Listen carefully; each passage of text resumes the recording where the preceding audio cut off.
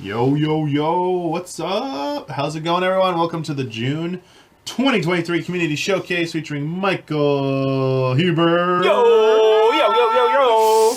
We got a lot of Ben Starr fan art. I'm just kidding. I'm kidding. Excellent. Like a lot of Huber, Ben Starr fan art. Should be. I was kind of hoping to see some of that. There absolutely should be. Like, I want to see some, like, Naruto Bonds, like, Ben Starr Huber fan art, but it's alright. It's okay. Well, actually, you know what? There might be some in the images section. I only see, like, the first image or so I don't see all of them, because I was like, when I download, so maybe there's one in there. They snuck some in. Could be. I don't know. That'd be awesome. Yeah. I do have to, like, read over everyone's entry to proofread, though. Yeah. A little, like, not like you gotta full vet read, it. but like whatever Google Docs flags as something, like I just read that sentence to make sure like it's like readable to us. So good stuff. Yeah. So $10 and up patrons got to submit their submissions for the community showcase. We got text, we got written submissions, we got photos, artwork, screenshots. We got Kevin Gillet sent us another cool audio, a song mashup, remix, original composition, video game theme thing. We got some video submissions, the usual suspects, and a few. Nice. I love it when I see people who usually submit in a different category move into something different. So, like, multi-talented someone does like a written submission, and they like suddenly appear in the video submissions. Like, out of control. Oh, yeah. So good stuff. So yeah, we're gonna go through the community showcase today. And then afterwards, most of the crew will be showing up as well. We're going to be playing some more of the Summer Game Fest demos. Nice. We got a bunch still downloaded. I made a post last night asking you to suggest any more. I'll just suggest all of them. Some of them, if you suggest what we're going to have, it's cool. But Blood was like, let's see if you can suggest any that we might have missed. Yeah. Because generally we'd put it up to a suggestions and a poll, but anytime demos come up, they always win. So, also, we were just, like, so busy, we just kind of forgot to make the post. So I did. I was dead tired.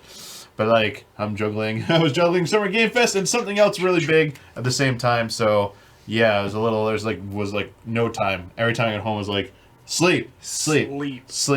And, like, first 4 days of Summer Game Fest, came home to unhappy Cloud. Oh. Was not happy. It left me surprises. I had to, like, clean up and stuff. Oh. Dodgers are doing well. They're in second place, but they're the third best team in the NL, if that makes sense. I get, yeah.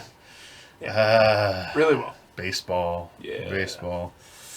It's got Huber in baseball. Oh, Maybe we'll have some baseball stuff in here. We'll see. I did see, like, one thing in here at least. That is maximum Huber pander. Huber bait. Excellent. Yeah. Oh, Cloud left me, like, I think he was just, like, not happy I was gone for a while. So, like, I think he does, I don't know if it's depression, anxiety eating or whatever. Or something. Or he, like, eats what he maybe isn't supposed to eat. Shit. So, like, yeah, I did that. So I get home and, like, have to wash freaking sheets when I just want to go to sleep. Yeah. I feel bad. Like, my roommate was like, I kind of rush washed them. And, so, like, I didn't, like, clean off any of the debris before I threw it in, like, the washer. Because I was like, just clean. I need it now. I gotta go to bed. And, like, yeah, like, literally the first day, yesterday was our first day, like, we're not working. Yeah. And I was like, got up when I finally got up and got out. My roommate's like, so I'm not sure if this is a good time to talk to you, but like there was like some stuff in the washing machine, like debris or whatever, and I was like, I know, dude.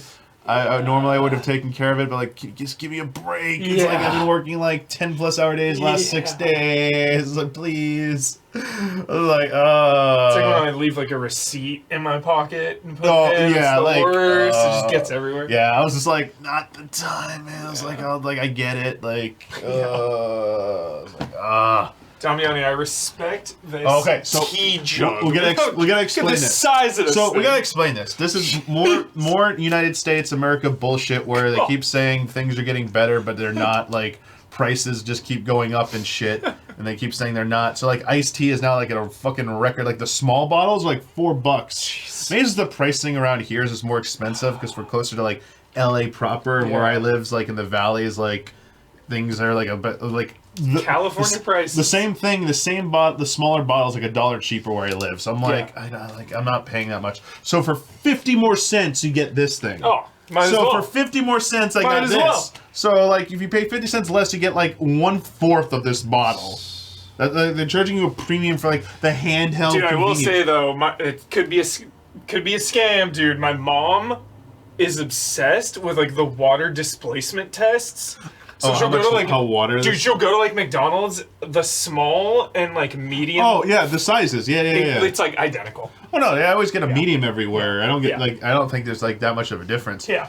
But, The frappe is, like, exactly the same. Oh, exactly. But, like, dude, they straight up, like, they're charging you for embarrassment. They're like, people are gonna be embarrassed holding a giant thing, going like what I'm doing right here, like, oh no, it's embarrassing. Why are you drinking a big ass jug? You're out of control. What the hell? God damn. All right. Let's get through. Let's start. Sorry, wrong phrasing there. Come on, mouse. Let's all right. get Our to first... it, is what you meant. So, I actually told, real quick, one last thing. Yeah. I was helping a friend who's getting into like doing content creation. Nice. They wanted some pointers on a video, and I told them the one thing I see, this might be a millennial thing. Yeah. Sorry, not millennial, a Gen Z thing. Yeah. But a lot of them, after a brief intro, they all love to say, "Let's dive right in. Let's get right to it." It's like, dude, this is like it's it's like too overplayed. I was like, you don't need to say that. It's like, just do your introduction and then do like a transition and go in. You don't need to say, but like maybe that's how younger people are used to talking to each other. So I'm like, if you think that's what your audience is used to, then ignore my advice. But I was like, to people maybe my age and perhaps older, this can become annoying to hear frequently. So I'm just pointing that out. So anyway. I always get annoyed by "What's up, guys?" What's up, guys? That's mine. That's my trigger What's one. up, guys? I say, "What's up, your boy. everyone?" What's up, everyone? What's up, everybody? Okay. Yeah. So I hate the "What's up, guys?" So you don't like the guys. And just like the inflect. Yeah, I just don't like it. I don't like it. You can also just say, "What's up?" Yeah. What's up? On Huber Hype, I'm always like, "Next up." What's up, boomers? Yo, what's up, boomers? Yeah, it's all right. Sure. First written submission comes from RF Switch, but they would like you to read this one. So we'll alternate. So Huber will begin. Cool. I will do the next one, and so on. All right. Sorry. Oh my God. Welcome to the circus of value. No, that's Huber. Here we go, Huber. This just for the two of you because it's important. Okay. I've dropped off of horror stuff over the years, mostly due to trauma, partly to not liking the overuse of jump scares. That said, I do love aspects of horror, and there's no better horror game to talk about than Resident Evil 4 Remake. Remember that game? I do. That came out this year. I know, I just literally, Brad or someone said it to you like 2 days ago. It's crazy. I didn't know it was possible to take a great game and make it even better. RE4 was always one of my favorite games due to me being a huge B-movie fan, but the ways in which they changed things made the remake so much better. The character changes, especially to Lewis and Ashley, are vastly improved, while they remain true to their old selves. Lewis! I always say Lewis because of that. Yeah. The changing of key moments to be either mashed together in fun ways or make them smoother to play against are a breath of fresh air for the game. Even the shooting gallery, which I S-ranked everything, is a delight and far better than the original. By the way, I turned up my sensitivity to my normal Splatoon speed for the gallery. It made things way easier for me, but I'm not called the Grim Inker for nothing. Also, I love the changes to the bosses, especially Krauser and Mendez. Gallery real quick. Yeah. Also did the S-rank because it's like a trophy. Yeah. Saw everyone say if you did it on controller, like kudos to you. Yeah, so much harder. That I was like giving my finger wag when IGN posted theirs like the 2 days after release because they were using mouse and keyboard. Everyone was like, "Oh, so good! How'd you do it? It's like mouse and keyboard shit. I'm like, I watched a video like that started to do a few of them that I was like struggling on. I'm like, how do you do this? And then when I saw what they were doing, I stopped. I was like, okay, I think I get it. So like it was once it started to click, which how each weapon like the timing on certain stuff, I was like, oh, it's so good. It felt really good to do that gallery on controller. Anyway, sorry. Also, Salazar fight. Shout out to that. That was such a good change that was, for that fight. Yeah, that's my favorite. That original fight was like, it was, I liked the original one, but like it was kind of just, would not hold up very well. Granted, the game has some issues. It is by no means perfect. I've had weird glitches involving aiming, the Iron Maidens are annoying to kill, and parts of the castle still feel like a slog, like the tower/wall section or the maze. Also, I feel that while the crafting mechanic is nice, it could do with a way to make multiple items at once. Oh, and then there's Sadler. While he was still great, I feel like he wasn't utilized enough and not the intimidating presence as he once was. But those are small nitpicks, and the remake lives up to the hype as well as the original. Your boy Salazar is dead, Sadler. That said, I completed most of the challenges in the game, and I'm on the verge of getting my platinum. And with all my complaints, it's still totally worthy of being called one of the greats. Anyways, I've got to go. Those pirates in the shooting gallery aren't going to hit themselves. So, what are you buying? RF Switch. Well done, RF Switch. Oh, we got two little PS. P.S. In a tarot deck, Major Arcana 13 represents death. It's a misunderstood card in that it's not bad. It actually represents a violent change for the better. That said, it's the only card that could represent Patreon, which for $10 a month allows you to join the contributor tier and post to the community showcase. PPS, not sure how you feel about VTubers, Huber, but there's an English one named Josuiji Shinri that is right up your alley. Usually plays horror games, he takes a lot of knees and deep dives into the lore of each game. Especially RE4 Remake, as he never played the original. Ooh. He's also got a very deep, soothing voice. Speaking of voices, Excellent. thank you for that RF Switch. Yeah, thank you. You also just reminded me more Ben Star. Yeah. Yesterday, like talking to some friends in Discord, and they had just played the 16 demo. Yeah. And like they were like kind of memeing on the come to meet Ifrit and Joshua lines. So like it's like Joshua. So like I feel bad because now I kind of want Ben to do that voice for us in person. Yeah. So next time I see Ben, and it's not like in a really public setting, if you come back here, just for my own personal pleasure. Ben, can you just do the Joshua scream one time in person? I love it. I love it. Anytime someone dies in a game for like the next month, I'm just gonna go Joshua! So good. All right. Our next submission's from Lodius. Hello, Mike and Mike. So I would have loved to share some Star Citizen screenshots as many times before. However, due to the servers being so crap over the past few weeks, if not months, I thought I'll just do some writing instead. Now and then, I still think back over the night when Hubert and Gabby came to visit London.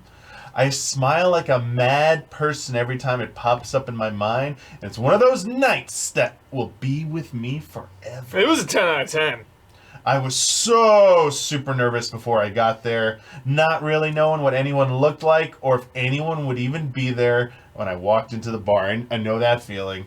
I could hear some people talking about games, but since it was a games-themed bar, I wasn't sure it was the Easy A people or just regular people hanging out. So instead of hanging around and looking like a fool, I just walked up to the bar and got a beer in order to scout out the place more incognito. Dude, look at this. Oh, yeah. Like some recon Immersive action. sim, dude. Yeah.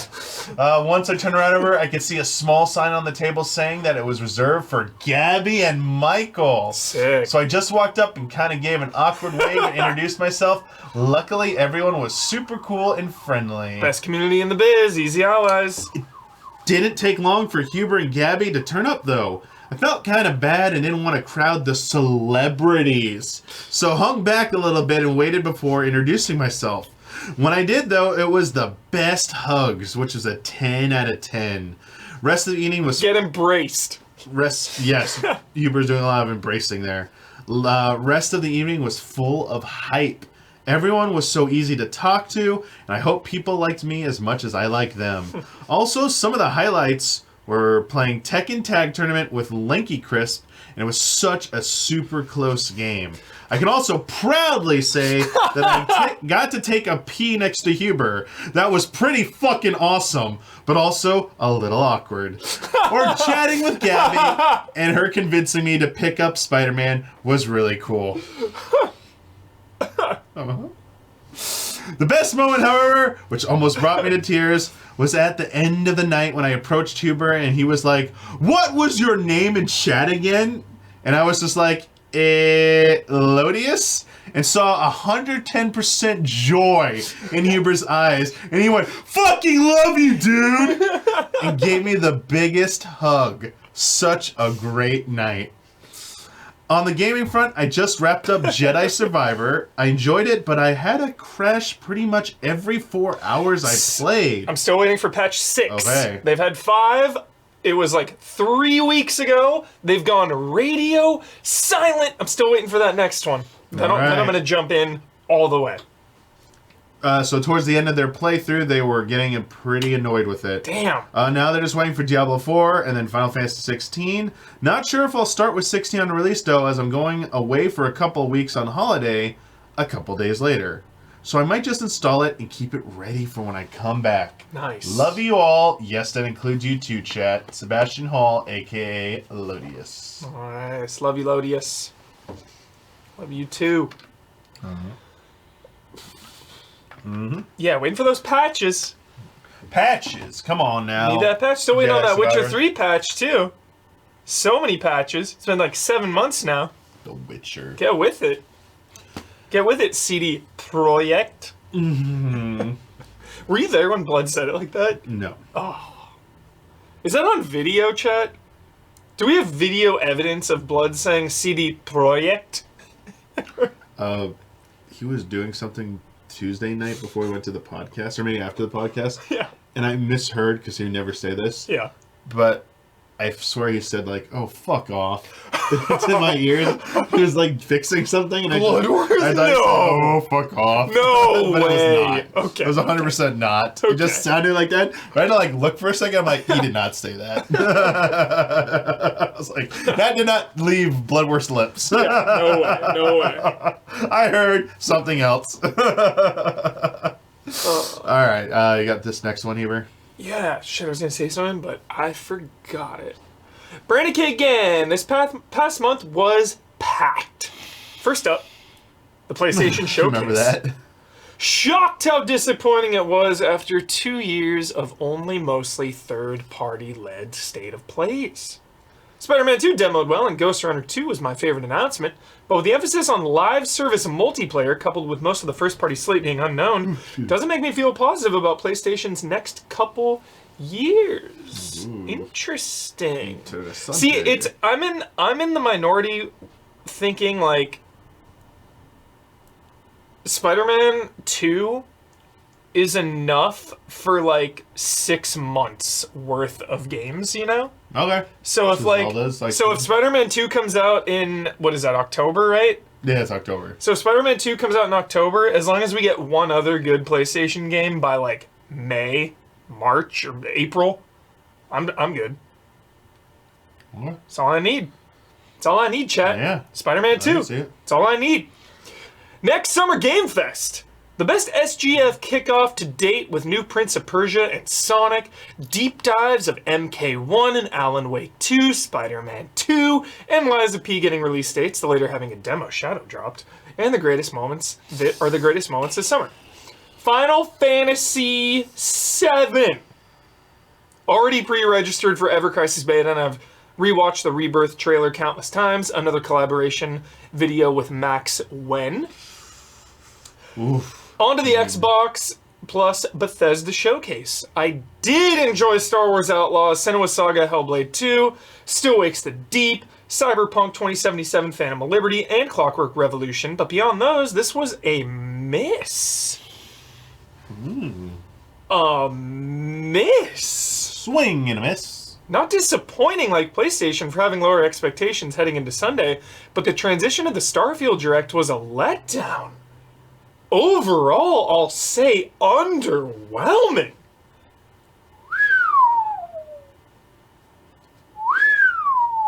Shots! The final presentation I'll touch on is the Ubisoft Forward. Very smart in retrospect to have a major game in all the previously mentioned shows.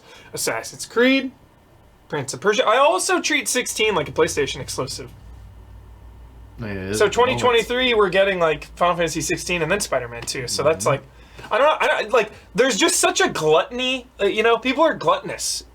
It's just never enough. I feel like not you, Brandon K. Game. Just it seemed that was the general consensus of PlayStation, not just from Brandon, from most coming out of that. Like, yo, what's PlayStation doing? What's going on? And it's like, you get Final Fantasy 16 in June and Spider-Man 2 in October. Can you really ask for any more? Can you really ask for more than that? And I don't know. I don't. I'm not asking for more than that. There's a little bit more space between them, and coming like every year after this year, people are gonna be like, when this amount of games doesn't come out again, they're gonna be like, "Where are the games? There's no games out." The final presentation I'll touch on is Ubisoft Forward. Very smart in retrospect to have a major game in all the previously mentioned shows, Assassin's Creed, Prince of Persia, and Star Wars Outlaws. But the show itself felt the most like E3 in the quintessential awkward ways. That conference felt like it belonged in the late 2000s. Still, Star Wars Outlaws blew me away and has me hyped. Yes. Regarding what I've played, I tried the demos for Viewfinder and Final Fantasy 16, and can't wait for their imminent releases. Yeah. Also went through Tron Identity. I haven't even heard of that. Yeah. A decent 3-hour visual novel with captivating, contrasting...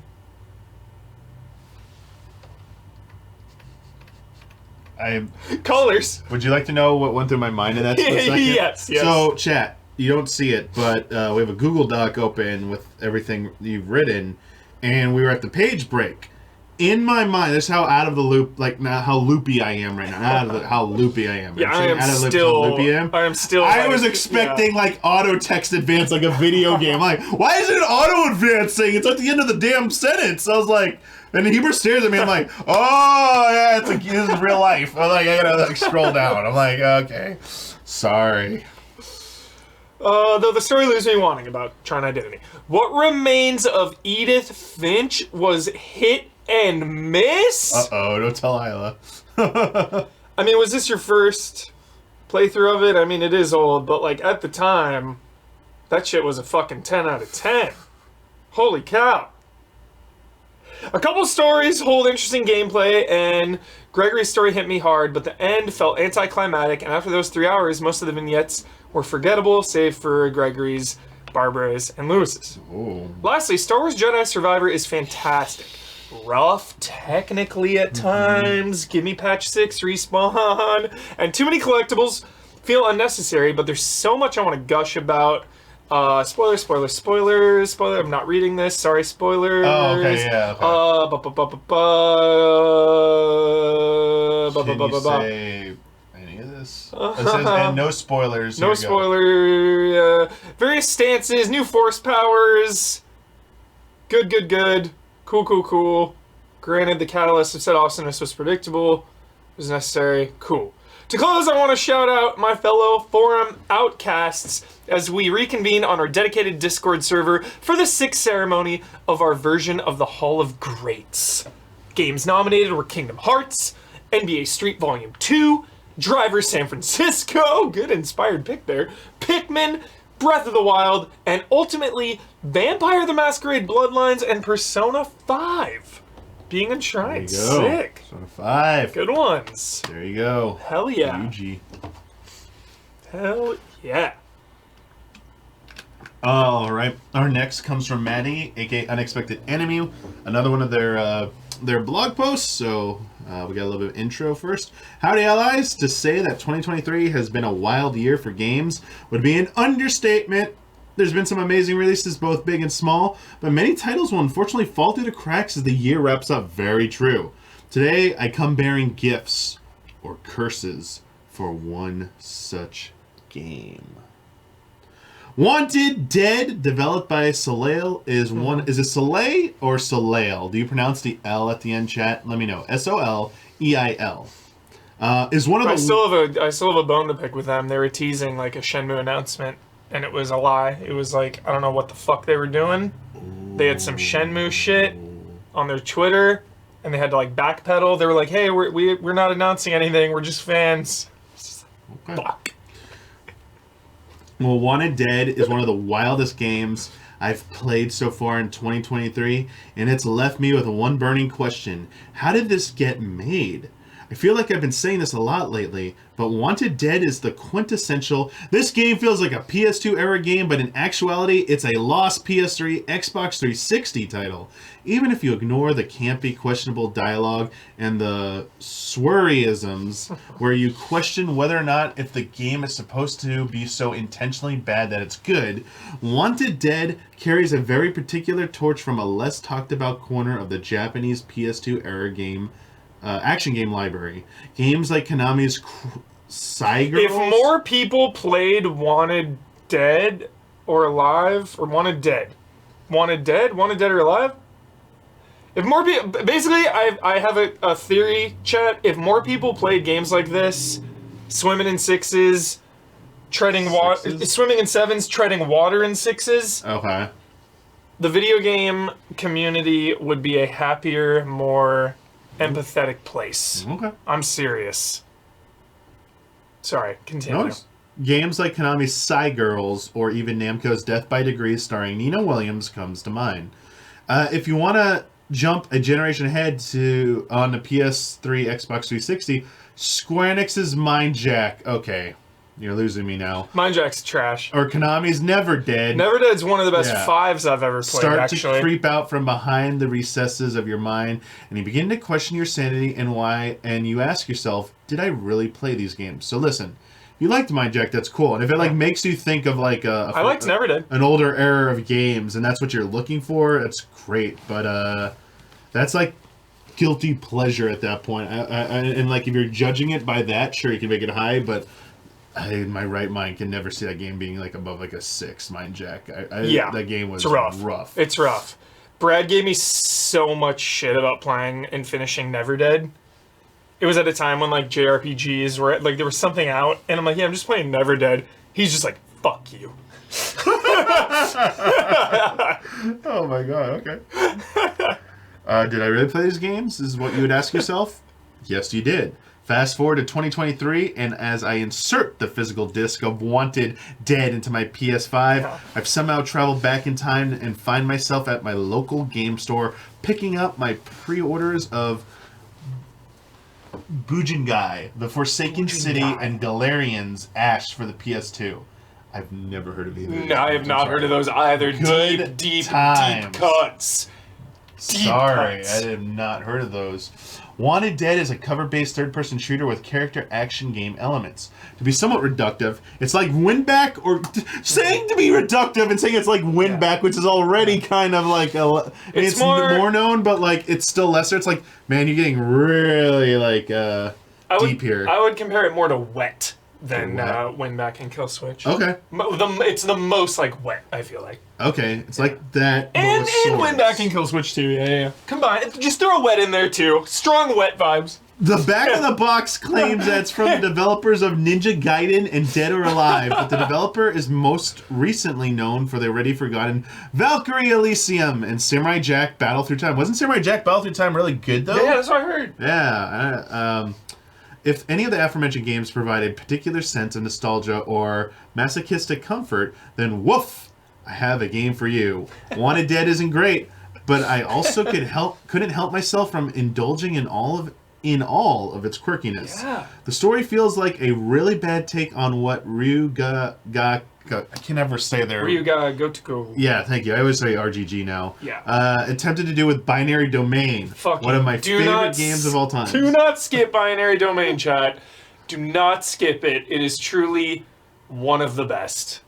Truly. That also was peak swimming in sevens. Binary Domain? At the time, yeah. It might even be Seemed better like than it. that, honestly. Seemed It might be a true 8, Damiani. Alright, it seemed like a peak 7 game It's to me. so sick. Yeah. Like, the way the robots come apart when you blast them is so fucking sick. There you go. Yeah. It's got something. I want to get Ryuga Gotoku. Ryuga Gotoku. Ryuga Gotoku. Gotoku. Go to. I'm so embarrassed. Gotoku. Hey, speaking another language is tough. Gotoku. No embarrassment. Ruga Gotoku. You're trying. Yeah, there we go. Ruga Gotoku. There we go. Because it's coming across like a little bit like alliteration. Yeah. Yeah, and so it's getting tongue-tied there. All right, but so binary name, but as ridiculous as binary domain is, you're not really here for the plot. The plot's sick though. The plot is, dude, binary domain. Here we go. Terminator vibes, dude. It's just like robots here and for the shit. plot. Dude, robots with like no faces. Shit is sick. Wanted Dead is a fairly linear shooter with missions essentially being composed of corridors and larger arenas filled with what feels like endless enemy spawn. Endless spawn! Endless spawn! Unlimited respawn! The game's also very challenging, even on normal difficulty, with somewhat brutal checkpoints and frustrating boss encounters. The highest difficulty is titled Japanese Hard, European Extreme. Dude, Metal Gear, European Extreme, which I found somewhat humorous, perhaps a nod to how some older gamers used to be more difficult how some older games used to be more difficult prior to being localized for the West. The thing that really stood out to me about Wanted Dead, however, is the intermission of sorts where you explore a police headquarters between missions. The police station is littered with collectibles, training tutorials, target practice, and other distractions, like a handful of wannabe Yakuza-like mini-games including karaoke, UFO catchers, and even a 2D side-scroller shoot-'em-up. Chad, I really want to stream Wanted Dead, but you know my streaming schedule is, it's insane. It's like, I have grand ambitions, and then I just get, like, stuck on one game for, like, months. Darkest Dungeon 2. Yeah. Rogue Legacy 2. Sidetrack tuber. Yeah. It definitely happens. Yeah. Perhaps the wildest thing about the police station, however, are the people and the things that inhabit the space. The NPCs strutting around the station look and sound like the townspeople from Sonic 06. That's dope. At times, it also feels like I'm playing an old 3D Realms game, like Max Payne, with its generic soda machine labels and Photoshop pictures of cheeseburgers and Pringles-like cans of chips hanging out in the break room. There's a distinct PC-style Western game influence sort of bleeding out around the edges of the police station, and it creates a really interesting juxtaposition against the rest of the game. I could write another 500 words on this game, but I'm wanted alive at my local GameStop. My copy of Firefighter FD18 arrived at the store, so there's no time like the present. Oh, nice. Wow. That's excellent. Makes me really want to play Wanted Dead. Wanted Dead aficionado. Nice. James Davey. Hey, Damiani and Huber. I hope the two of you are well. This month I have something to properly showcase, but before I get there, here's an EZA Forum Dwellers update. The most recent edition of the EZA Community Hall of Greats has wrapped up, and it might be shocking to you both that Breath of the Wild was put forward and did not enter our Hall of Greats. Not shocking. Persona 5 and Vampire the Masquerade Bloodlines won out. I nominated Driver San Francisco as an unlikely contender. Also, if you fancy joining in, get on Discord and find us at the EZA Forum Dwellers. We'd love to have more EZA Community Hall of Greats panelists. For the past few months, I've been reviewing games for the Hey Poor Player website, the scores and summaries of which can be seen on Metacritic and OpenCritic. I thought I'd share some of the summaries and scores I've given to games I've reviewed recently, just to fulfill the showcase part of the community showcase. Ooh. Planet of Lana, 70%. At times it feels like Planet of Lana tragically works to oppose itself. Wow. For every bit of exquisite scenery and artistic richness, there's a gameplay that's overly familiar, rote, and unappealing. It's a shame that such a stylistically spellbinding game is compromised by its dearth of exciting gameplay ideas. Planet of Lana is by no means a shoddy game. It's actually pretty good thanks to a cocktail of challenging puzzles and pinpoint platforming. However, its lack of innovation, as well as its myriad of little kinks, stop it from becoming a true exemplar of the genre. For all of Planet of Lana is, it really could have and really should have been so much more. What up, Gabby? Lord of the Rings Gollum, 20%. Utterly shambolic. That's a good word. Am I saying that What right? are you thinking of? Conqueror of Shambhala? I don't know. You don't know that? Okay, I don't know. never I don't know. mind. Utterly. We gotta get Huber some anime lessons. Just kidding. So many animes. Utterly shambolic in almost every way. The Lord of the Rings Gollum is an abject failure as a stealth and traversal game, continuously tripping over itself with technical incompetence to such an extent it's virtually impossible to recommend. Featuring monotonous climbing and sneaking mechanics, cheap deaths from heights akin to paddling pool, a boring structure, plain and uninteresting characters, a host of technical blemishes, mostly poor visuals, a woodpecker quality soundtrack, and an overall dismal and trying experience, The Lord of the Rings Gollum is absolutely atrocious. Much like its protagonist, it is a cursed product that should be cast into the smoldering fires of Mount Doom. They want to make a Gollum game next time. Yeah. Set in Gollum's cave, where he has to people have to you either play as Gollum. Yeah. Where you gotta hunt. Yeah.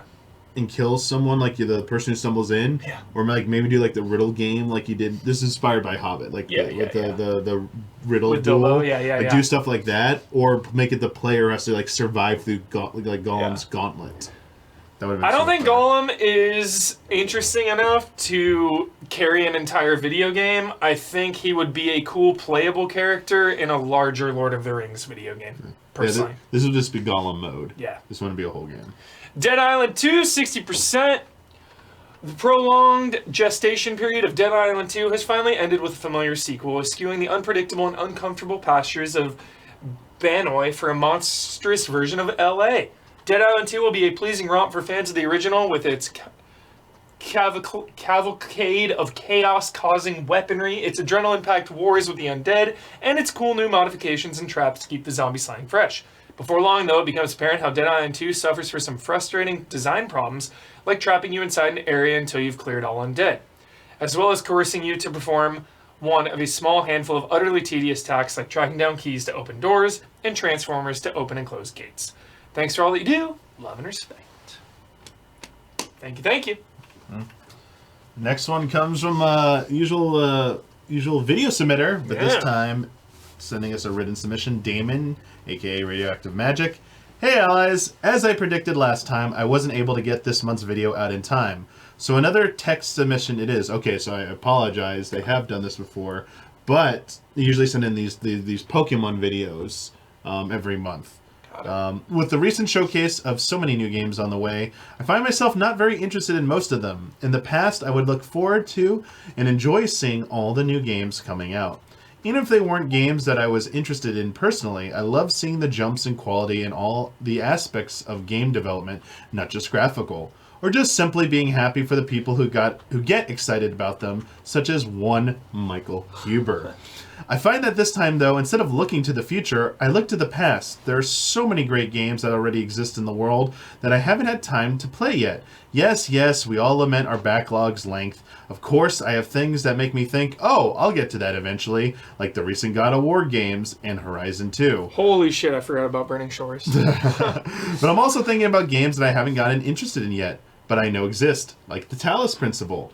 I have friends that play lots of unique and hidden games. They could easily sell me on something that I have never even heard of. A friend got me to play a game called Noita, and I had a great time.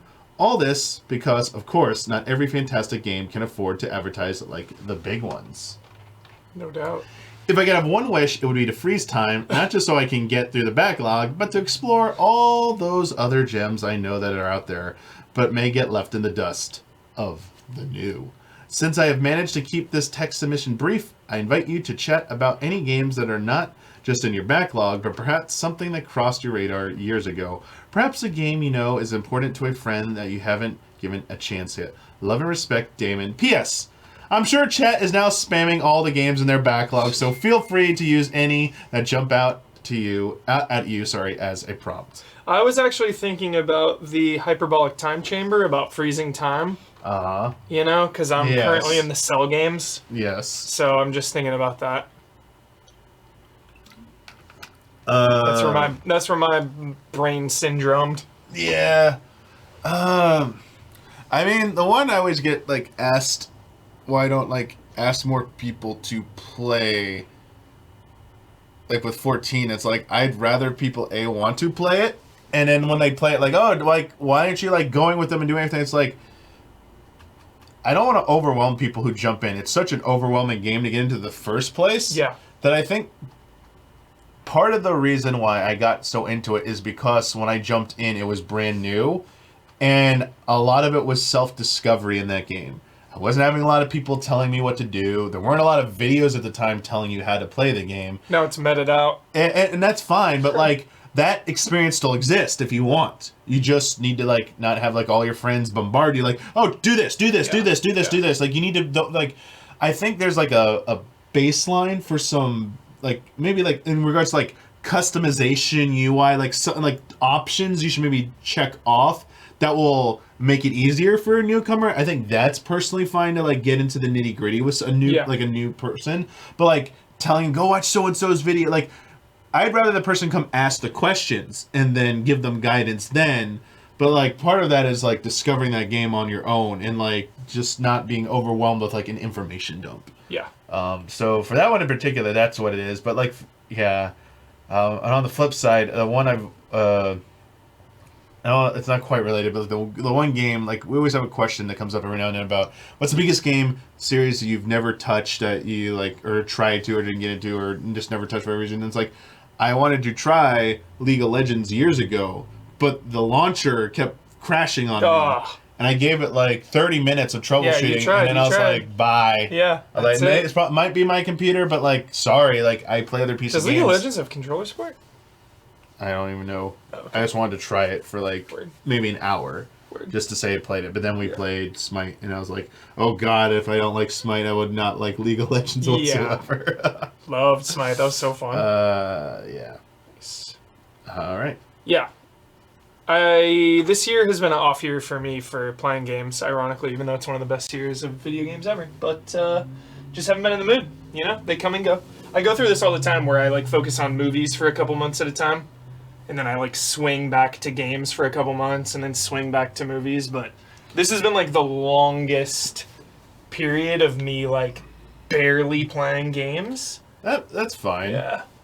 I think on that regard, I do feel like in the last, like, in recent years, so, like, up until, like, maybe, like, 6 years ago, like, maybe, like, in the last 5 years, 4 or 5 years ago, I always wanted to, like, I wanted to, like, play as many games as I could, especially, like, through, like, my 20s, like, I wanted to play everything. Yeah. And everything. Anything and everything, and I just kept up on like same, yeah. that. Can't now. But it's not even just it's not time necessarily. Like I don't know if you would call it like fortunate. It's a personal choice, but like I've been like I live with roommates, but like in terms of personal responsibility, it's like I have cats and like no like family nearby or anything like that. And no like partner or anything like that. So it's like I've just been by myself, so I have a lot after work. It's like I have a lot of free time to myself.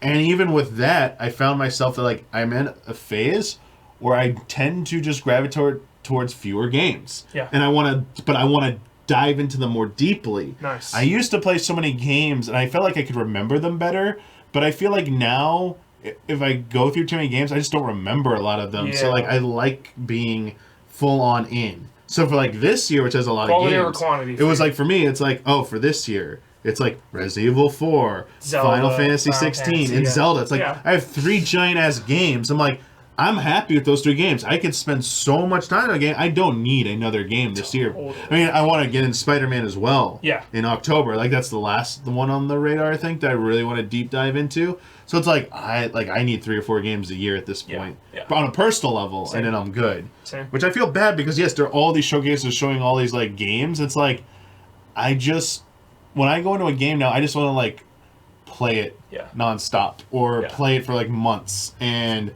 I don't have that.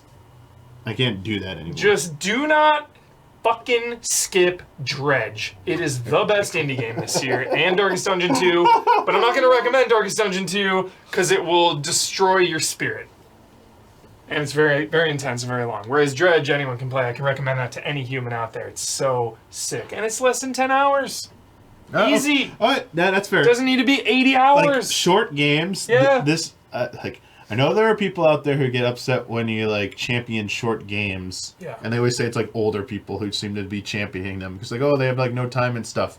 And like, what a weird take. I don't know. I've seen that take quite a bit over like the past like 2 decades. What an insane And take. when I was younger, that was a very prominent viewpoint. A lot of people around my age too.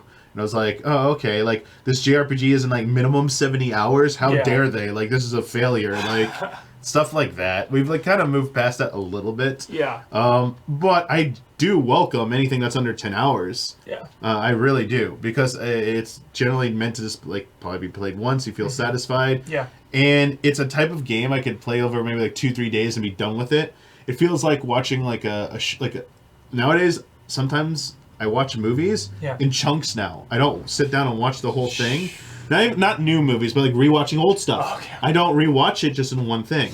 Although that's not always true. Like John Wick 4, I watched it over 3 nights. I didn't watch it all in one. Hubert can't take this, but like I like this. I get to a nice stopping point, and I'm like, great. I'm gonna stop. Like I'm tired. I'm gonna go to bed, or I'm gonna go do something else. And like I like having it like the next day, like coming back to it. Maybe it's because I like dragging things out now because like I don't want things to end as fast. So it's like, man, when this is over, I'm just gonna move on to the next thing. But like I dragged this over 3 days, man. I'm like kind of savoring it. Like I feel like sometimes we consume stuff too fast. It's too much. Then I start forgetting. Like when I do like example. This is crazy hearing you say this, dude. Mr. Binge. Example. Mr. Netflix binger. Okay. So example. This is crazy. Yes, example is. I went from, and I can't remember the show before I watched, the show I watched, okay, from Succession to Ozark. Yeah. It's like, I like feel like back and I'm like, I struggle to remember things because like, that's the byproduct of binging them. Yeah. But like, I feel like I do remember those a little bit better because specifically those two, like that's what could have been. I can't remember some shows I watched more, but like, that's the thing. I've watched a lot of like long series and I completely forget them now. Totally. They were basically just like passing time when I'm like, oh, I'm eating at my desk. Let me just pass some time. Totally. I'm not going to process this. Whereas those two show, I would like lie in bed, watch one episode a night. Yeah. So, it was available to binge. Yeah. I was doing it almost like Polygon has a really good article today about how binging is ruining media because it's about Black Mirror. Black Mirror just came out.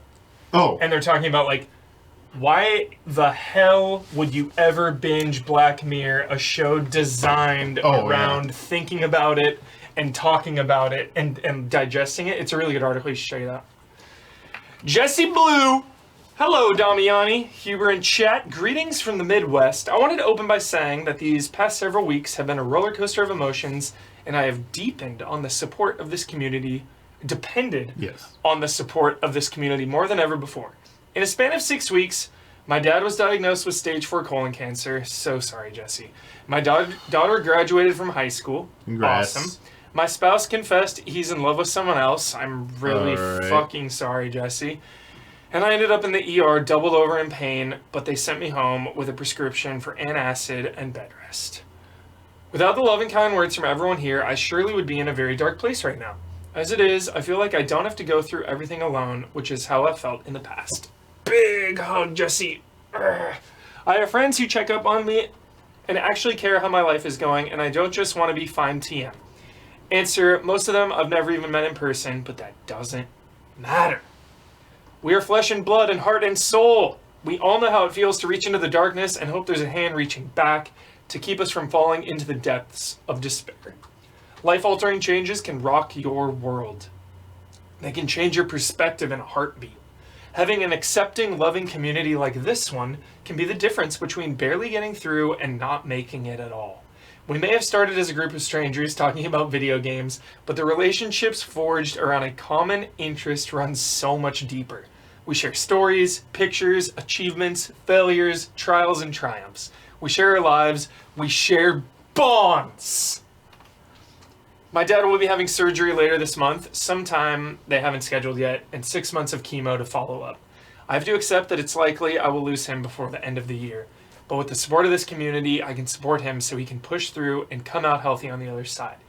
My daughter will be heading into the city to Columbia College in the fall and do adult things and try to achieve her dreams. I will cry a lot, but I have this group of friends to get me through and celebrate her joys. I thought about my relationship with my significant other was improving, but now it turns out I might end my marriage. Depending how the next few months of therapy go, I might sell my house and move to an apartment in the city. I don't know what we're going to do yet. That said, I think I have to put my personal emotions on the back burner until I get done dealing with my dad and my daughter. I know it's a lot. I also know I can lean on members of this community to help me through all of it.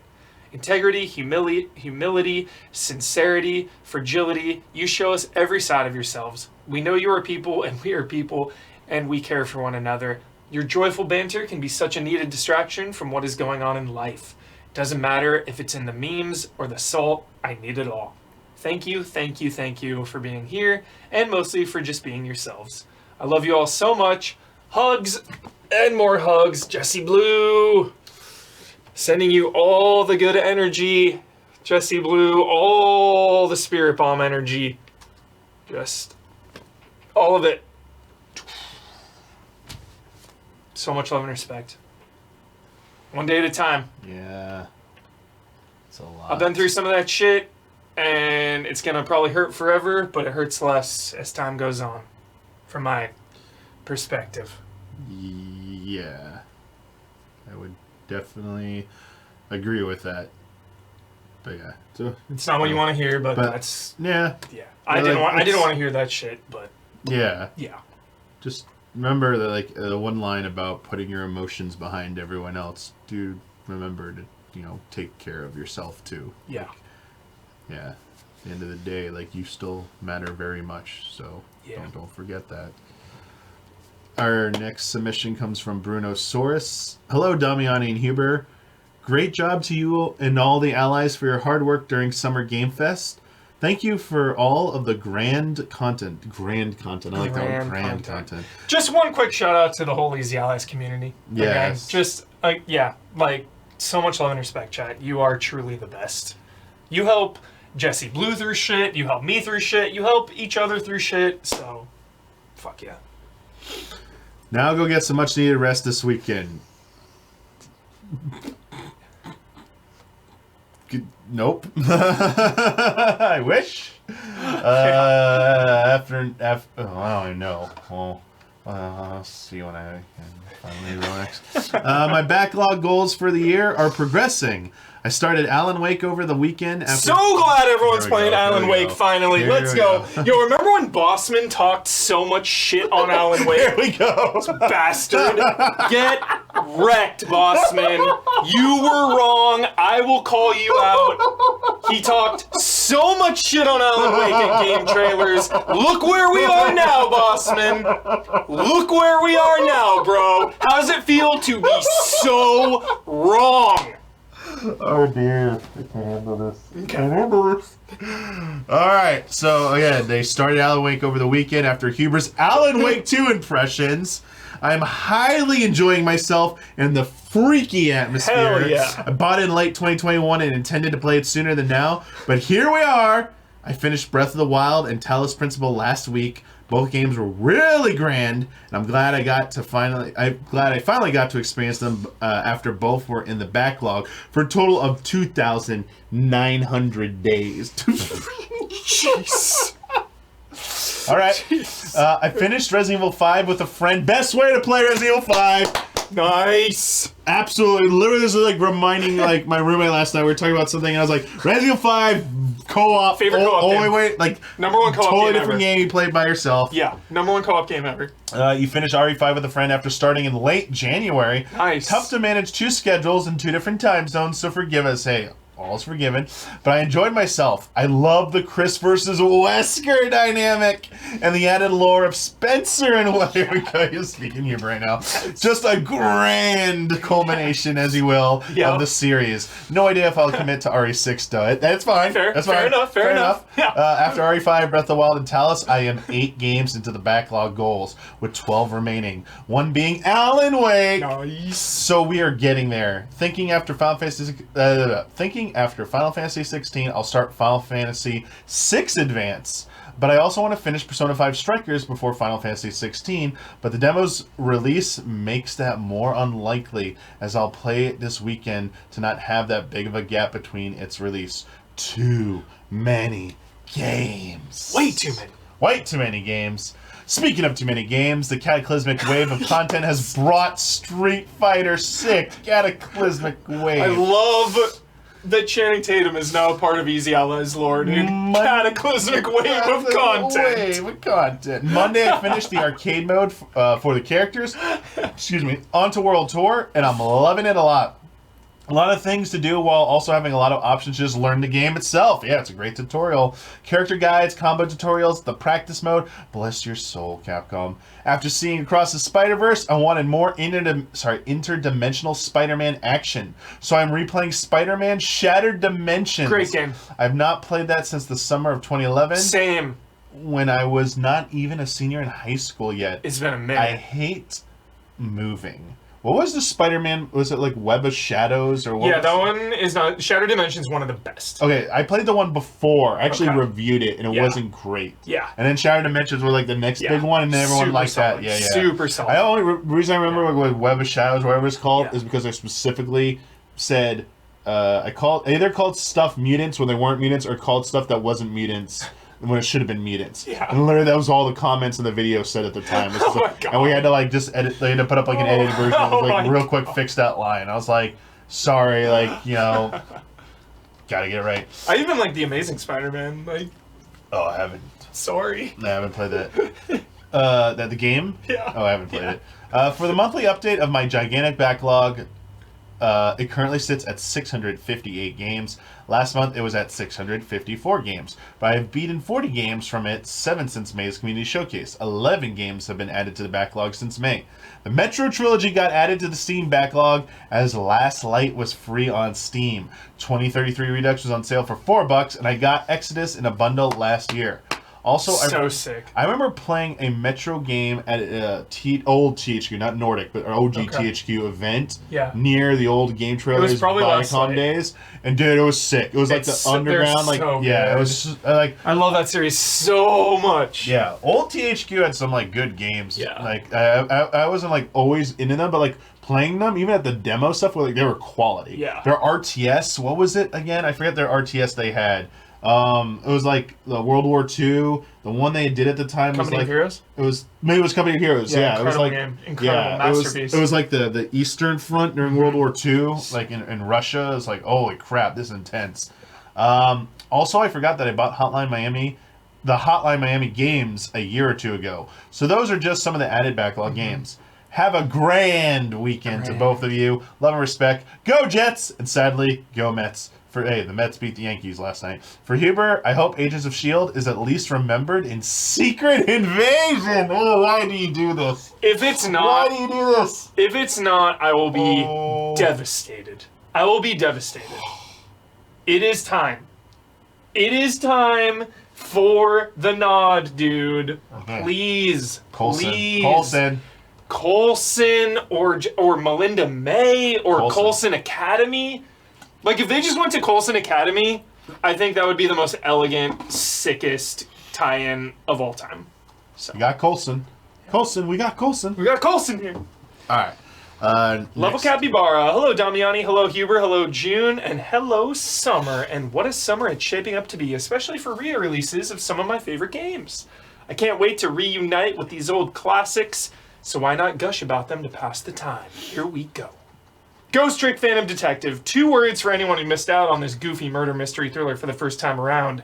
Don't skip. I got 2 words for you too. Ryan Stevens. Ryan Stevens and Patrick Morales, really, a former Game Trailers coworker, really loved this game. Yeah. They had a good time with it. Yeah. It's got a lovable, quirky cast of characters, a distinctive tone that sits somewhere between sinister and groovy, and one of the cleverest plots I've ever seen in a game. What else would you expect from the creator of Ace Attorney? And like Ace Attorney, it's one heck of a ride. One sec. Mo Grant's submission is actually images, so I put it in the images section. I actually got confused because, like, when I saw his submission, I just put in images, and when I did my double check, it said text, but I'm like, this has images with it, so I put it in images. So it is in there. I was like, wait a second, where'd it go? Yeah. Sorry. You're on. I never knew how to say this word. I've seen Baitin Kaidos and Baitin Kaidos. Okay. I don't know which one is actually correct, but I say Baitin Kaidos. Cool. Baitin Kaidos 1 and 2. Bandai Namco. Will you announce a release date already? These card-based Skypunk RPGs feature some of the luscious 2D backdrop environments you've ever seen, and I can't wait to see how much prettier they'll look in HD.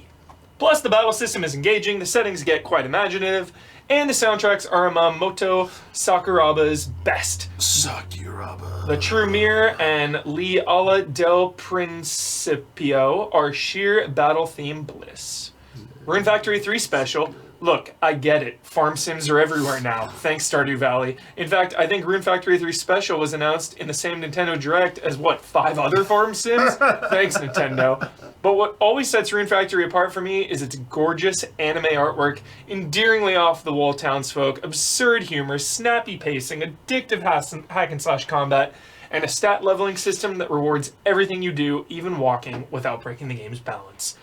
And Rune Factory 3's story about bringing estranged and embittered communities back together in harmony, I like that, is definitely the most poignant in the series. So many of the franchise's best ideas were born in Rune Factory 3, so if you only ever play one Rune Factory game, make it this one. Well, that's the summer lineup I'm looking forward to. Here's to good times with returning favorites. And in all seriousness, Stardew Valley, keep up the great work. You too, Nintendo. Love and respect. All right. This is our last written-in submission. Okay. It comes from Austin Belzer. Sick. How does one process their childhood? Moreover, how does one process their childhood after being a child star in a hit film? These are questions that Cody Lightning, who starred in the indie hit Smoke Signals 25 years ago, seeks to answer by writing, directing, and starring in the film Hey Victor, a semi-autobiographical film about how Cody has processed his stardom as an adult and his journey to make Smoke Signals 2. Processing one's childhood through the use of film is nothing new. Many filmmakers, even ones appearing this year at Tribeca, have used their projects to somehow gain closure to that chapter of their lives and how that has affected their adult relationships. However, Lightning isn't interested in the vanity project aspect, instead focusing on how his community views him. This one decision saves the entire movie for me.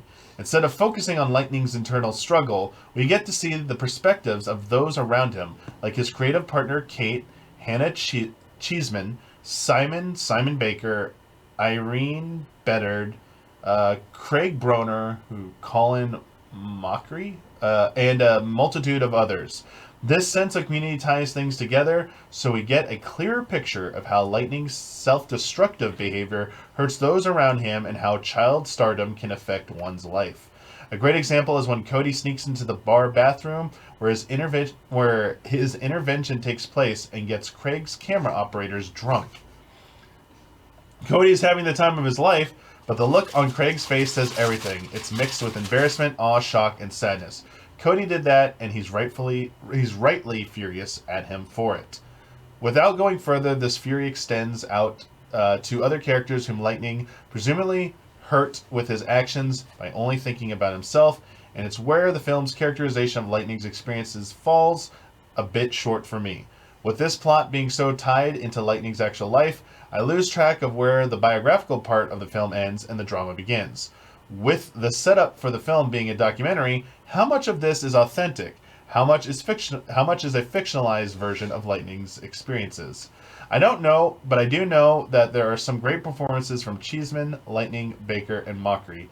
It's also a great take on the biographical drama and documentary genres with an outstanding balance of humor and drama to round out the narrative. On top of that, I love that Lightning chose to include native voices in the film and behind the scenes. Whatever Lightning does next, I'll be in line to see it. Until next time. All right. 4 stars. 4 out of 4 or 4 out of 5? I think it's 5 stars. 4 stars? Yeah, 3? 4. 4? Yeah, 4 stars. Don't know if it's 4 out of 5 or 4 out of 4. Yeah. But that was their review. Sick. Great review. All right. It is time for some images. So let me Image time. switch over here. Here we go. First set is going to come from Screaming Argonaut. If you will take Good afternoon, allies. Unfortunately, not much has been happening in Popleton, and that's because a lot has been happening in Hyrule. So this month, I wanted to share a bit of my journey. I tried to make things as spoiler-free as possible. All right. So if you want to see nothing about Zelda Tears of the Kingdom, I'm putting up my hand right now. I'm waving to you. When I wave again, the submission will be over. So if you want to tune out, I did not check these, so I have no idea. But I'm taking their word for it. So if you just don't want anything, come back when I wave again. All right. Here we go.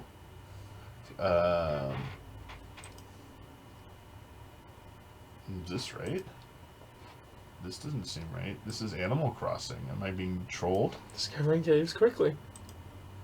Hang on. That looks like a cave. Oh, is this their... Wait, what?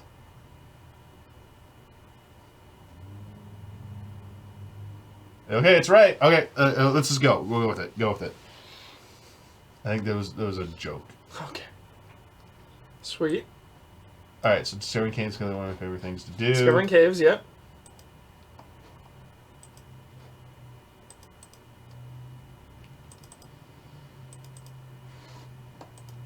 Of course, exploring caves and finding treasure is pretty good too. All right, I see what's going on here. We have been had. Still spoilers though for Zelda. Be careful. Yeah, look out. Careful. I was a good citizen and helped someone with their sign. This is funny. This is good.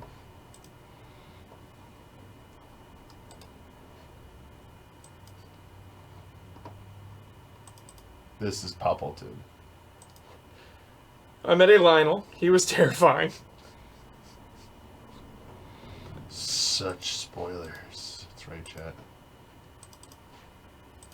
The lava scenes were also pretty scary, but I eventually learned some tricks.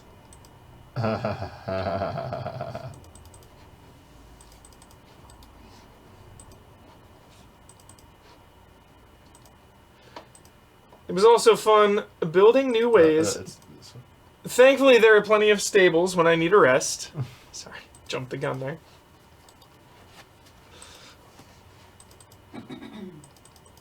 Thankfully, it was also fun building new ways to get around. I like that shot. That's cool. But some of the best moments were when I was able to just chill and enjoy my surroundings. And our last image from Streaming Argot. Anyway, that was this month in Poppleton. I'm curious what next month will look like.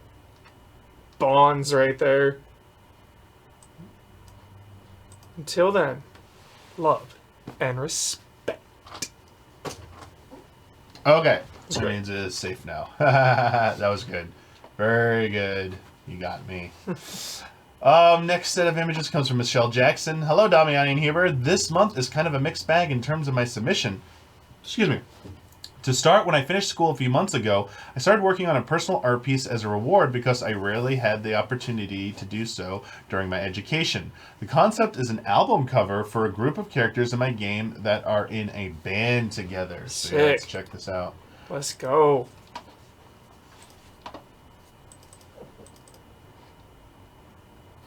Dope. Alright, actually, I'm going to shrink this a little bit, sorry, so we can let's do these at the same time. Alright, so this is the background sketch.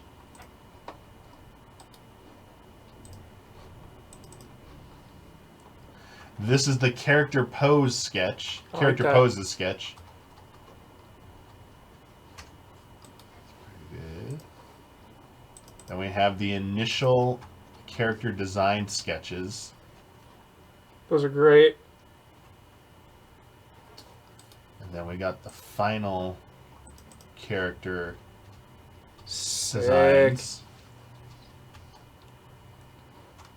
I like And the then- two on the right. And then we're going to get the background colored in. Count the fingers, make sure it's not AI. Background in color. And then we're going to get the background plus the characters here. Oh, it's beautiful. Yeah. Kingdom Hearts vibes. I right know, I know. Michelle says, there's lots to fix, but I'm fine with it for now, haha. And then we get the final version with all the bells and whistles here in a second. there. Sick. Good to see this evolution. It's Yeah. really cool. Very Nice. cool. Love that. Yeah. I feel like that effect, I don't know what the effects do, but it feels like that's the plastic wrap around like the Yeah. CD jewel case. Sick. I don't know if that was intentional for that was trying to do, but like it looks like it's wrapped like a CD jewel case. Yeah. That's sick. The last two photos are unrelated to the previous artwork. Okay, so first image up. First Saturday of June is Summer International Lolita Day. For those of us who wear the fashion, it's an excuse to more or less go all out. This International Lolita Day, I wore a dress that was released as a collaboration between my favorite brand and one of my favorite games. I rarely get to use my sword, so this was a fun photo shoot. Alright, let's check it out. Oh, dude, look at that sword. Sick. Sick. Dang. Although I finished school in December, my actual graduation ceremony was last month. Nice. Congratulations. It's finally starting to set in that I'm really done. So cool. Oh, Congrats. Oh, the grad shot. Congrats. Yeah. Nice. Hell yeah.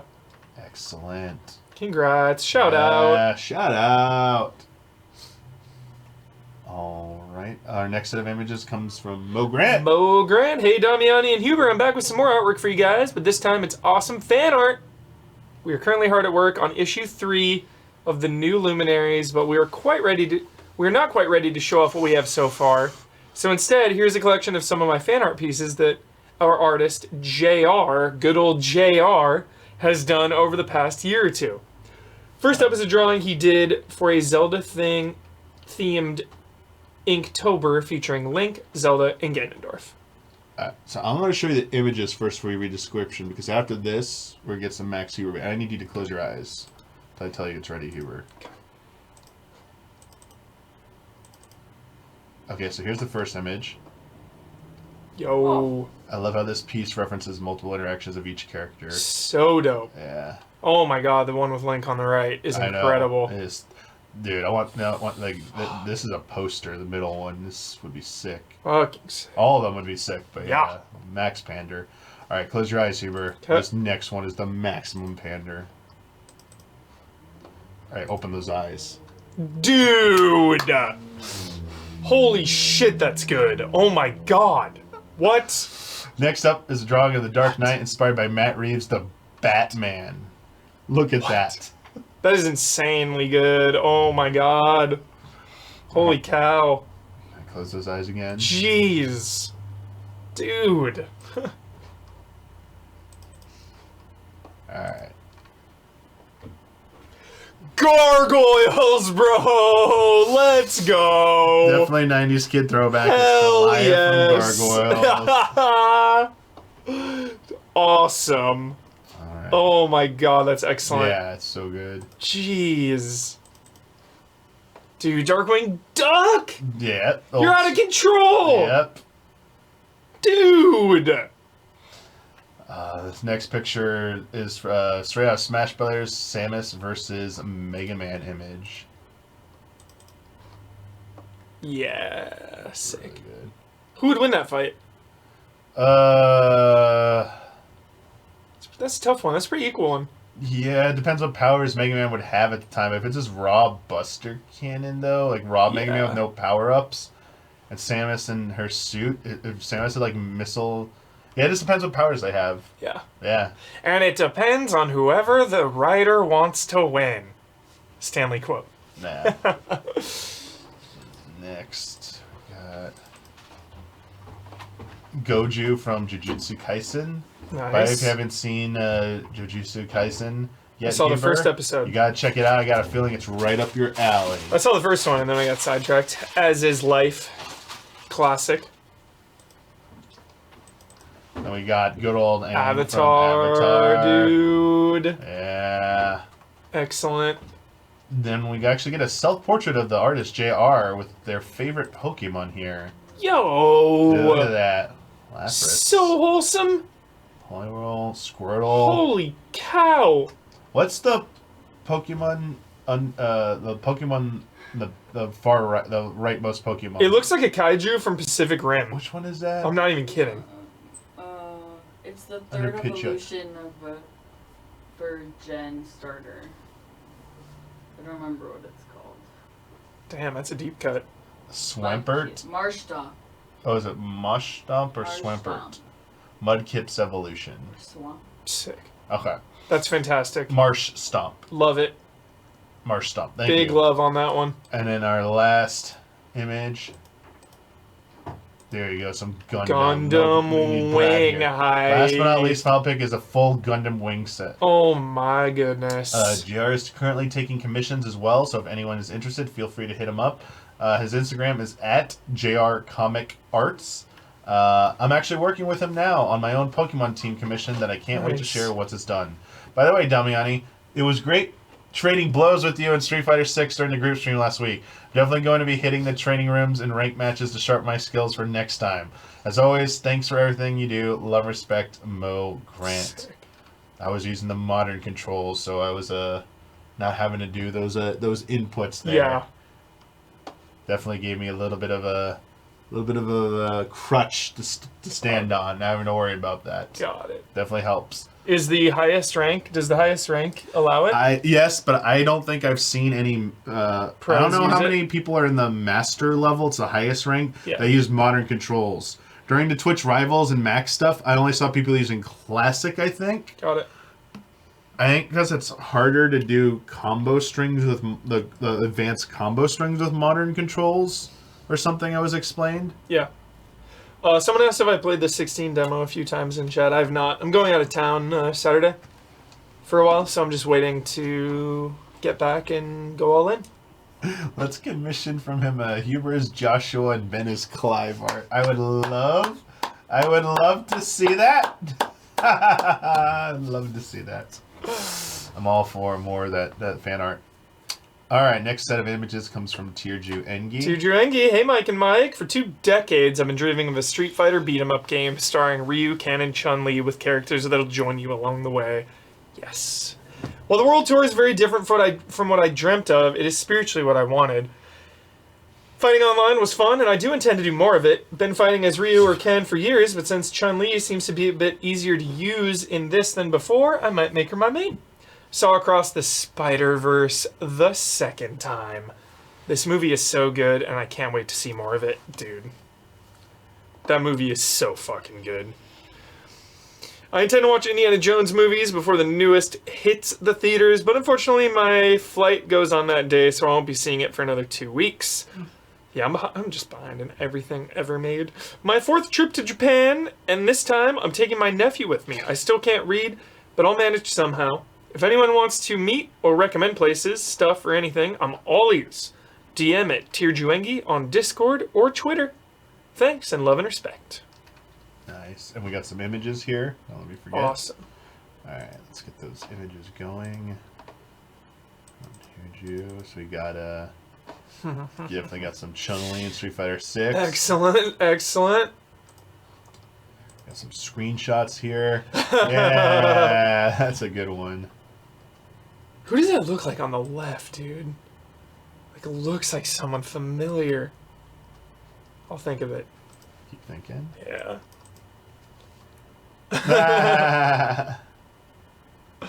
It's pretty good. Oh, nice Dude. photo mode. Comic panel. Drop kick. Yeah. I'm not getting drop kicked. Jury. Photobombing, it looks like, seriously. Photobombing jury there. Sure you can. That's friendly. Finally. A wanted poster. Nice. Love that. Love a good wanted poster. Good stuff. Red Dead vibes. Red Dead. Star Dead Redemption. Alright. We now have our headphones as we get ready for our audio and video submissions. We have a single audio submission this month from none other than Kevin Gillet.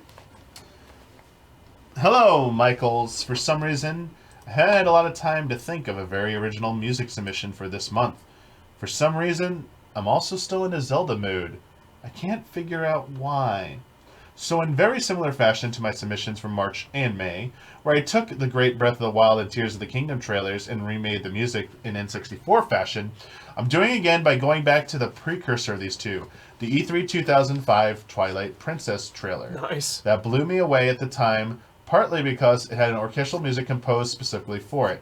So once again, let's revisit a great Zelda trailer with its music redone with N64 sounds. Love and respect, Kevin Gillet. And I will say something after we begin. Or after we finish watching. Cool. Oh, I have to hit play.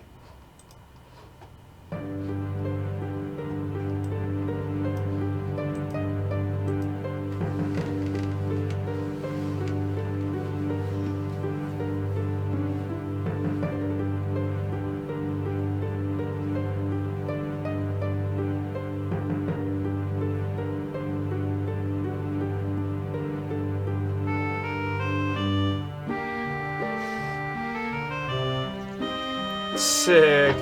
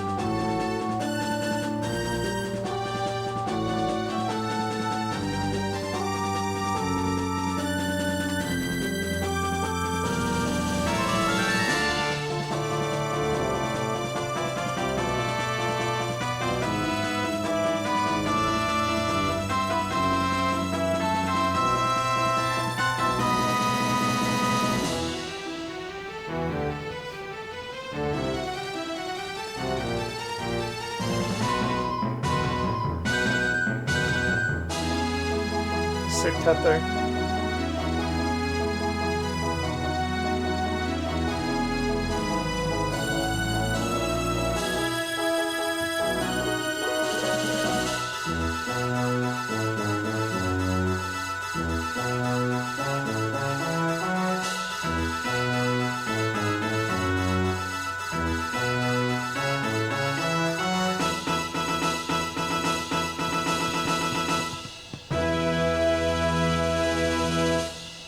The first time we saw the title for the game.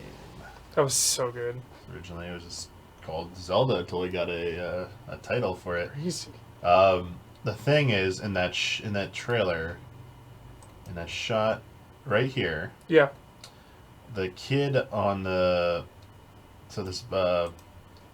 this shot, this kid Colin, and we didn't know their kid's name at the time, but you could tell it was a kid.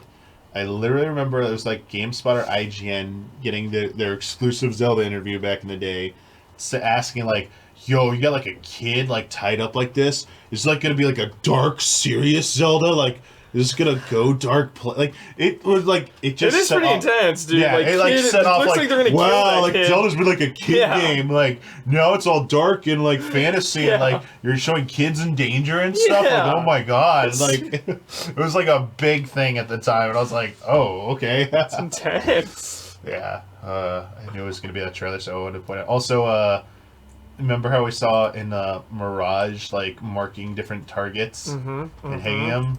This is like one of the first games that did this.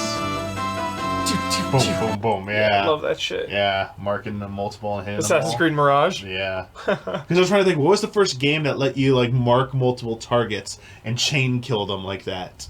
It's a really good trivia question. And I couldn't think of anything before Yeah. this. So Yeah. I'm like, you could do it in Twilight Princess as Wolf Link, but I can't remember. There probably has got to be something else, like a 2D game or something that did it before. Yeah, so this is the Nintendo matured moment now. Yes. All right. Time for some video submissions, starting off with our first one from none other than Alexander Zirinov. What up, Ziriano? I read this one, right? So is it you? I forget. Hello, allies. I'm continuing highlighting Apex Legends characters, and today we'll talk about Mad Maggie. Margaret Corey grew up in a rough part of the planet Salvo without any family to speak of. From a young age, she gained a strong sense of patriotism and nationalism for Salvo and was ready to die for her planet. In their teenage years, Margaret and her closest friend Walter Fitzroy became mercenaries and led a variety of escapades together, including robberies, heists, and bomb defusings. My kind of pair. This is where Corey earned her nickname Mad Maggie. Years later, a rival warlord signed a treaty with Syndicate, making Salvo the 7th planet under their ruling. Maggie's hopes for independent Salvo were ruined, but she got even more infuriated when Walter told her that he will join Syndicate's famous blood sport, the Apex Games.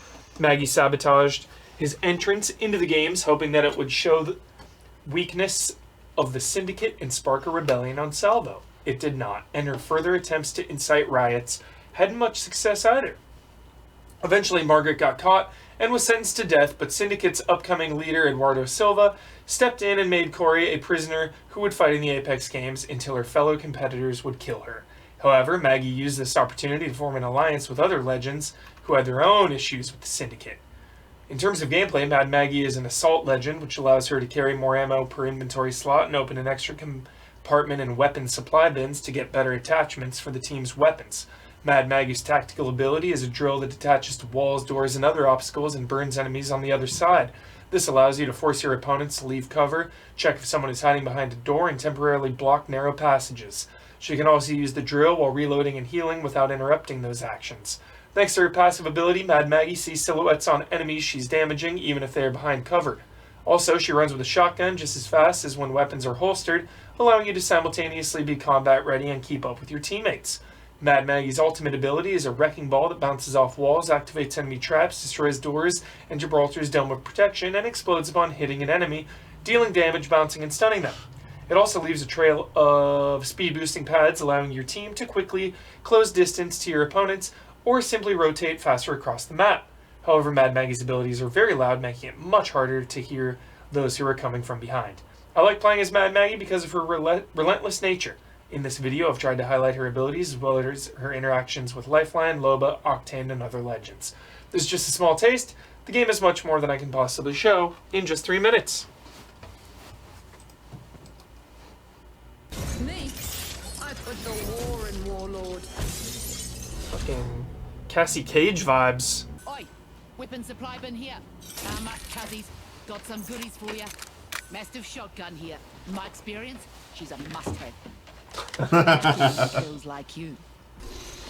Smell a rotten egg over there. Drill tearing through. I like that ability a lot. Took down an enemy. Open wide. Here comes. Damn, that shoots far and straight. Holy crap.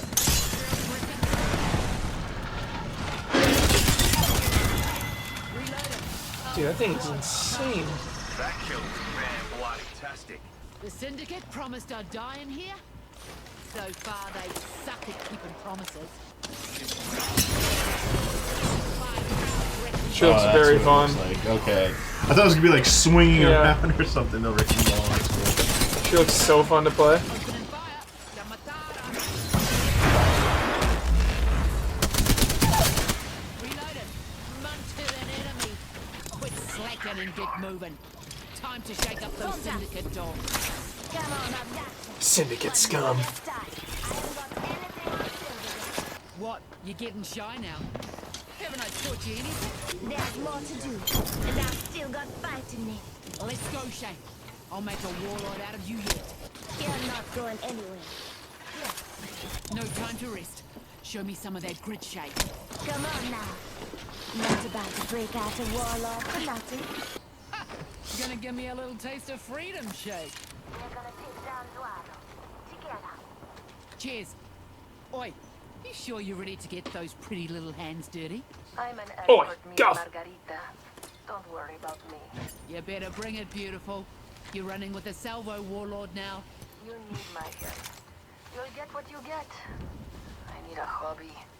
Need a feather bed. Get up, Silver Spoon. Come on, get up. Unless you're going to keep filling Shay's head with dumb ideas. Ooh, testy. Think I'm the bad egg? Up, up. And leave Shay alone, alright? Eddie's little syndicate lapdog trying to tell me what to do. Ah, Well, now the mighty have had their asses handed to them. you must have something in your one good eye, cuz. Ain't nothing to keep Maggie down. Great at it as usual. Stupid stash that close to me again. Stick might actually kill me. There's Dude, the that wind shot. shotgun. Yeah. Sick. There comes that melody. I love it. You are the Apex champions. You are the winner. Dope. Stuff, Alex. Well done. Real quick, chat.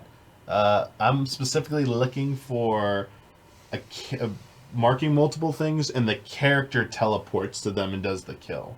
Like Assassin's Creed Mirage. not like a weapon that can, like the boomerang targeting. Not that. Like something where you can target multiple things, and the character like moves to those targets. Okay. Our next submission comes from Will Schmuck.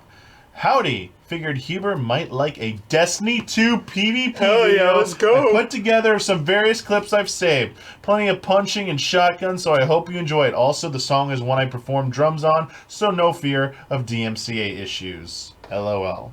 Alright, Hell Blood is yeah. not sweating as profusely right now. Love Destiny PvP.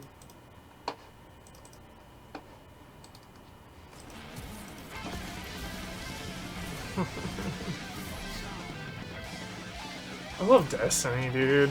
I love Destiny. I love Destiny. I love Destiny. I'm all caught up. You could change your destiny, would you? Would you? It's actually one of the few things I finished this year was Lightfall.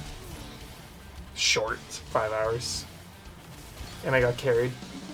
You got it. Yeah.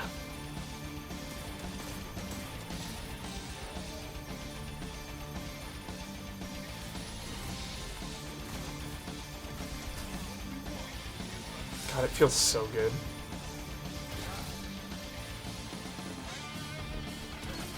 Actually, there's Sick. any good at FPS shooters. FPS games. Nice shot.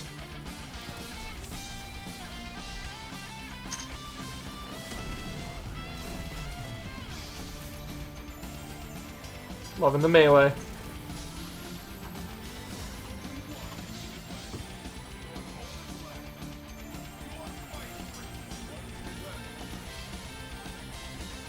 Absolute professional. The double, dude! The double melee!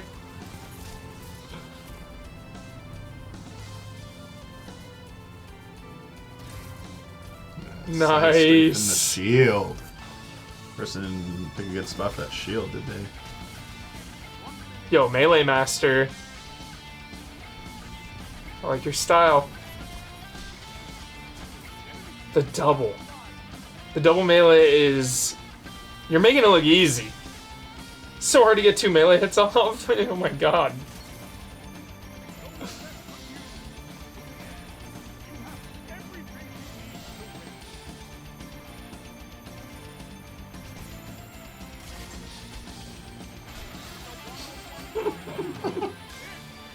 Huber's enjoying it. Yeah. Show no mercy.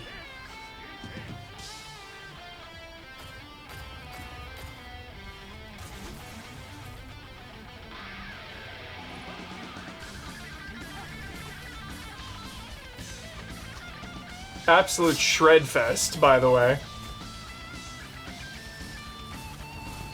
This is their song, right? That's so crazy. They say they played drums on this? Yeah. God.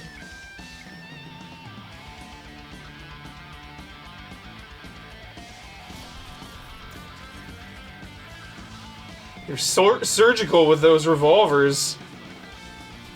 6 bullets. More than enough. Oh, I didn't know. Nice. Nice. You were Amazing. impressed. You were very impressed. That was very awesome. Next video comes from Joe Caruso. Is usually a written-in submission, so haven't really seen them in video submissions before. But Since Huber is on this month, it's time for me to share this brief, hilarious moment from an old family videotape. I recorded this from my phone off of my parents' CRT TV, so apologies for the poor visual quality. But what's important is the audio. It was the day after Christmas, 1993, and we were visiting my uncle's place for a large family gathering. My uncle is the one manning the camcorder, and he asks my grandma to say something. Meanwhile, in the adjacent room, myself and the other kids are watching Terminator 2 Judgment Day. And you can hear that we're at the scene where Sarah Connor dreams about the nuclear bomb going off. My grandmother is somehow unbothered by the screams of agony and gives a warm message. She is my only grandparent that is still alive, and she's one of the funniest people I know, all without trying to be funny. Sick. That scene haunted me as a child. I thought it was sick, I think, when I saw it the first time. Alright, here we go.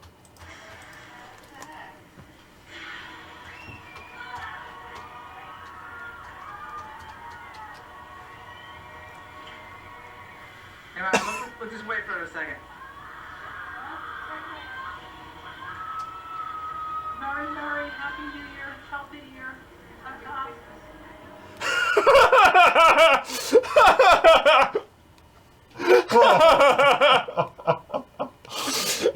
Ready to upload as a YouTube short. Just like, hey, Happy New Year, Merry Christmas. In the background, so good. So, one more time. Yeah, it was so short. You get One more time.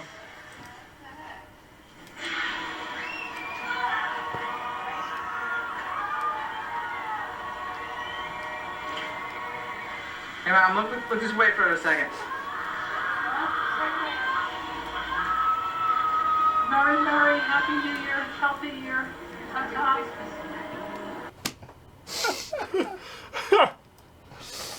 Love it. Obsessed.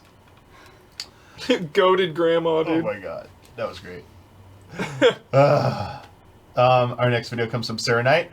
Hello, Damiani and Hubert. Hope you guys are doing well and have somewhat recovered from Summer Game Fest.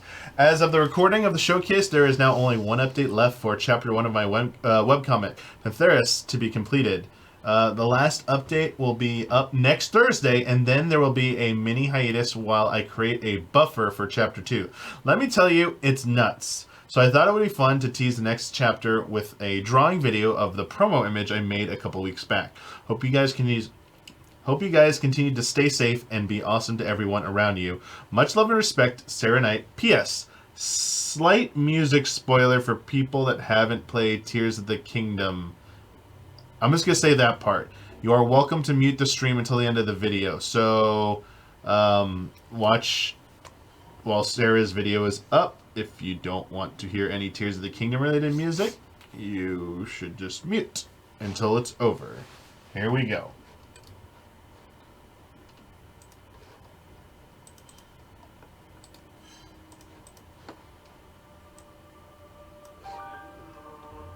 No.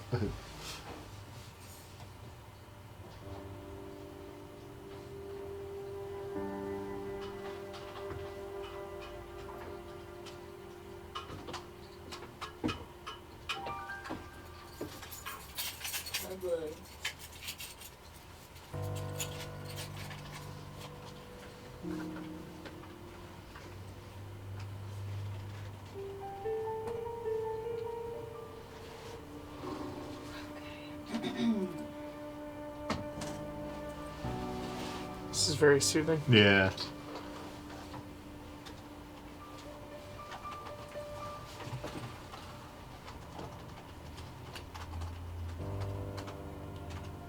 Yo. I forget. Gorgeous. Sarah, do you do Twitch streams of the drawing in progress stuff at all? I know I've seen a few streamers who do that. I know it's something you did, though.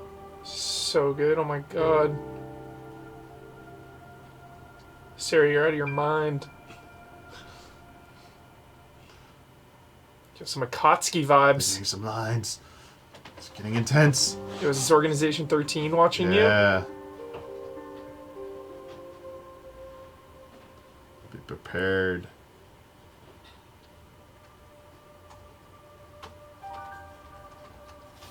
We are judging you. Dude, that was awesome. Dude.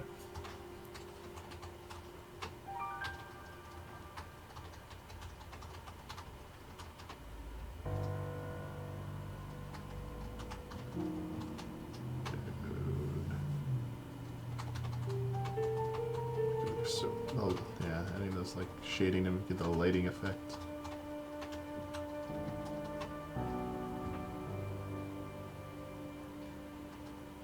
Nice.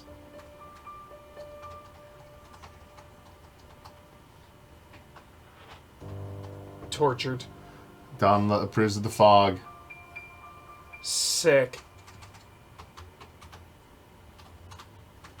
Very good. I love that. I could Very watch good, that. Sarah. I could watch like an entire stream of that, no question. Okay, yeah, this is our last one. The finale From Robert Lee. from Robert Lee. Good day, Mr. Huber and Mr. Damiani. I hope you are both doing well today. Gaming this year has been relentless, and it feels like I've been jumping from one obsession to another. It's been almost non-stop. I beat the optional final boss in Octopath Traveler 2, went through 8 playthroughs of Resident Evil 4 Remake, and finished all the challenges. For some reason, I was hooked on Pinball FX for a time, and I've rarely played a real-life pinball machine. Right after that, my most anticipated sequel was released, which ended up consuming almost all of my life in May. Even after over 6 years since the previous entry, I still have a love-hate relationship with this game. Darkest Dungeon 2! I was waiting. I was just staring at you, bro. I'm like, I know it's coming. Let's see it. It could be as punishing as the first game, just made it more addictive, and after countless failed attempts, I somehow managed to see it through to the end. Sick.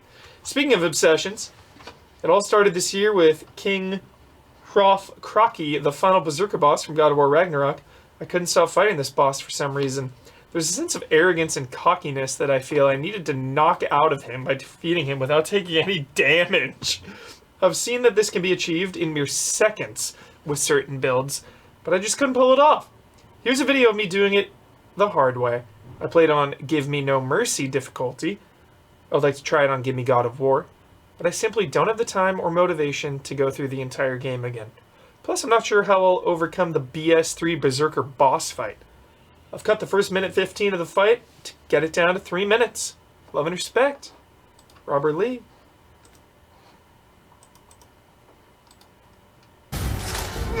Here we go. Careful, brother. You're covered in Bifrost. Parry that shit. There it is. One more. Oh, I love that move. Love that move. Love that move. Love that move.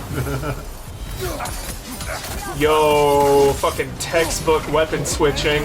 What up?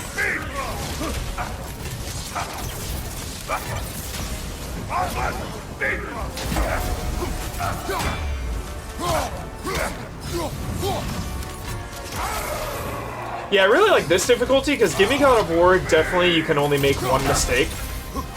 And that can get kind of tiring.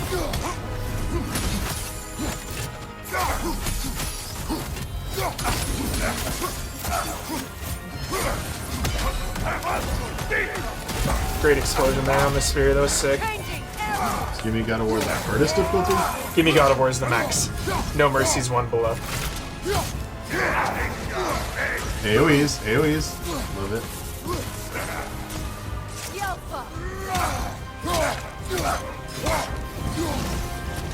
Get that stagger up.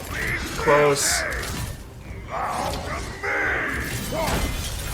Nice fucking hit there.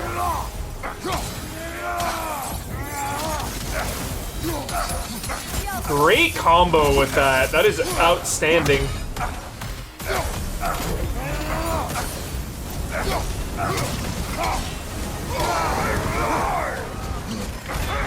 Big AoE.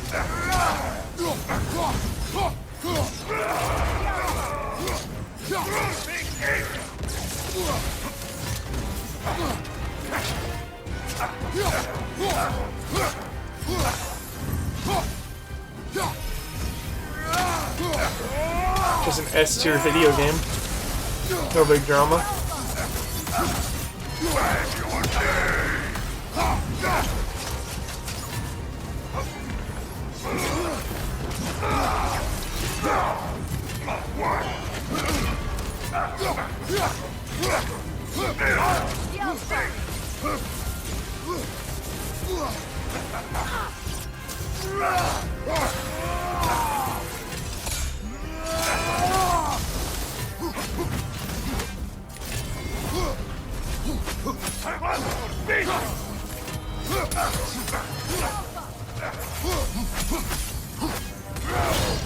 Hell yeah.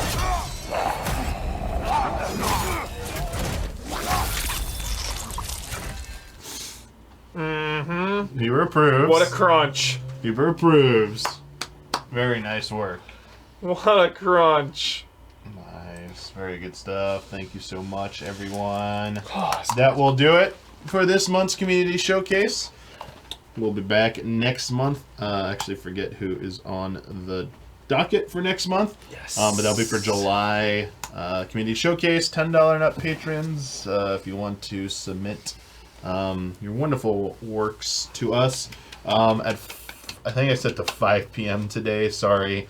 But in 2 or 3 hours, the Patreon post will unlock for everyone, so you can see a link to the Google spreadsheet that has links to all of these wonderful submissions if you'd like to view them again on your own and not in compressed video format. Thank you again, everyone who sent in your work. Thank you, Huber, for joining me. We'll stay tuned. We are going to be doing some more Summer Game Fest demos as part of this week's stream team. Yeah. When is that? 8 minutes, technically. So we can...